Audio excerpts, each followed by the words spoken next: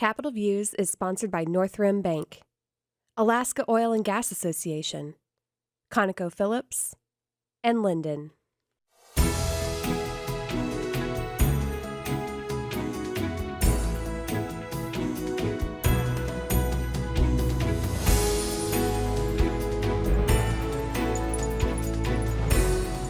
Hi, I'm Tim Bradner with Alaska Legislative Digest, and welcome to Capitol Views. And a special welcome today to Lon Garrison, Executive Director of the Alaska Association of School Boards. Thanks for joining us, Lon. Oh, it's great to be here with you, Tim. Lon, school boards are really every community of the state is in the association that you represent, or almost every community. And I think school boards are where the public really interfaces with education. And a lot of talk this session about education, schools, funding, charter schools, a lot of interest in alternatives to education. Maybe you could walk us through why it's important to have a role of the school board in vetting and approving charter schools and really about what they are and how they relate to the public education system. Yeah, absolutely, Tim. That's a great question, and it's a great topic that we know is going to be a crucial one in this upcoming legislative session.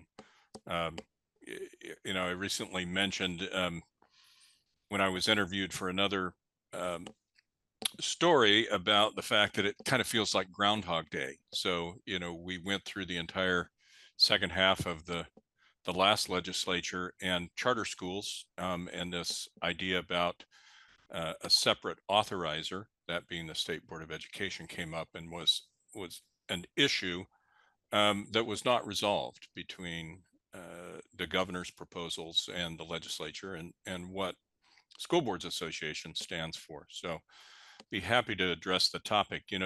Charter schools were first came into being through legislation in 1995. Arizona and Alaska were some of the first ones in the country to really create public charter schools. And then Arizona changed a little bit and allowed for private charter schools to end up being a part of their education system. But Alaska has remained true to public schools and public school boards being the authorizers and those entities that work with charter schools within their district boundaries to provide another option for parents to take advantage of in terms of educating their kids. And I think the real reason charter schools came into being was this idea about, there's many different ways to teach students, and that delivery method is more effective for some students than others. So you may have an experiential learning model, or you may have a very classic model of education. So between parents and students, they can choose a number of different opportunities and go to a charter school or enroll in a charter school and get an education that's maybe better tailored to what their expectations are and what will make them successful. They tend to be smaller schools for the most part. We're not talking a lot of students in one school. And again, the charter school has received a waiver from the school board when they kind of enter into a contract with the school district about how they're going to provide education to those students that are going to be enrolled in the school. And that waiver simply says that the charter school says we are going to deliver education through this particular system. Here's the model that we're going to use for delivering that. So it's a waiver for instruction and curriculum. And that's why you may have a variety of different opportunities.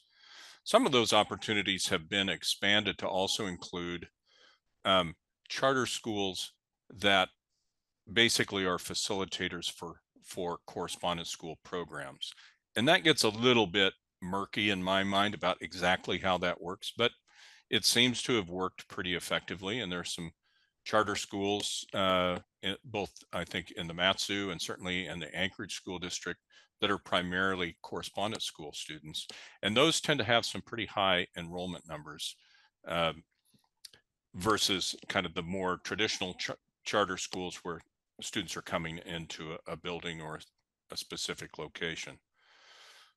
But the key thing about charter schools is that they are governed by what's called an academic policy committee. So the academic policy committee acts in many ways as a mini school board for just that school.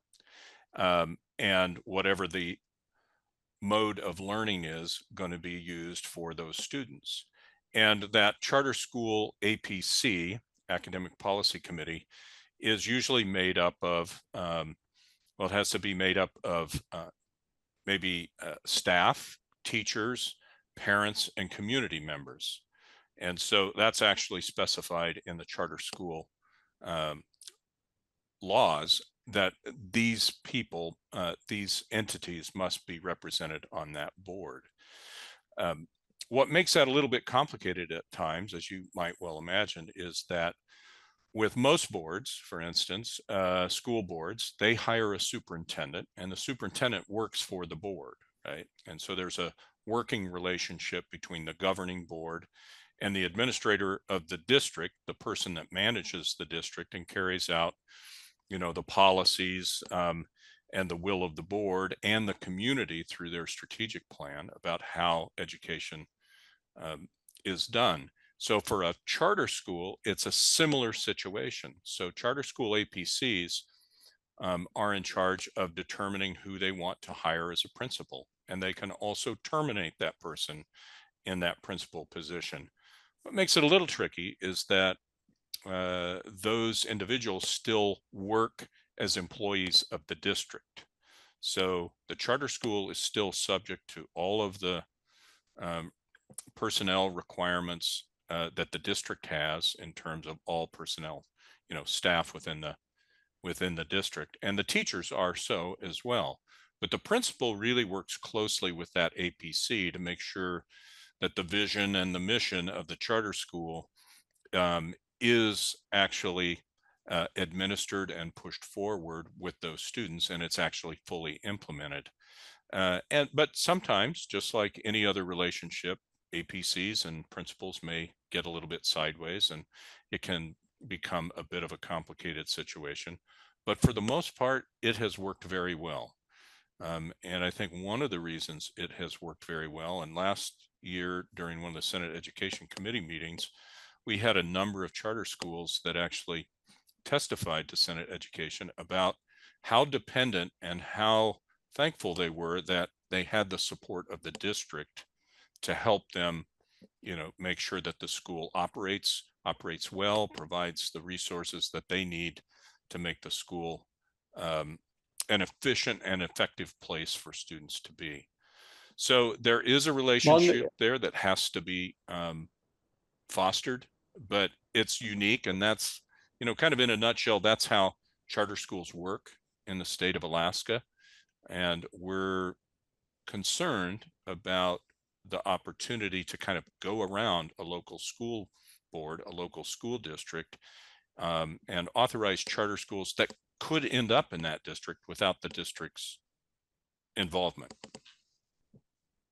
And Lon, just to make it clear, in the short time we have left, the charter schools operate within the budget of the local school district. That's correct. So if there is even the hint of a squishy relationship between the school board and the charter school still has to work within the budget of the district, which includes all of the funding that goes to the traditional public schools are also shared with the charter schools.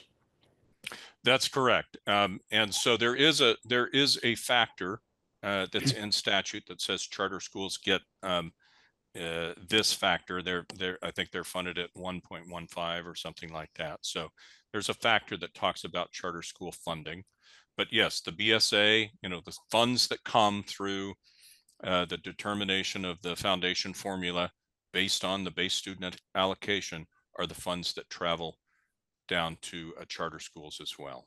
So, yep, they're funded with that same public formula. Well, thank you, Lon. There's going to be an ongoing discussion of this, so we appreciate your time this morning, and we can look forward to some further conversation. Yeah, you bet. Thank you for having me.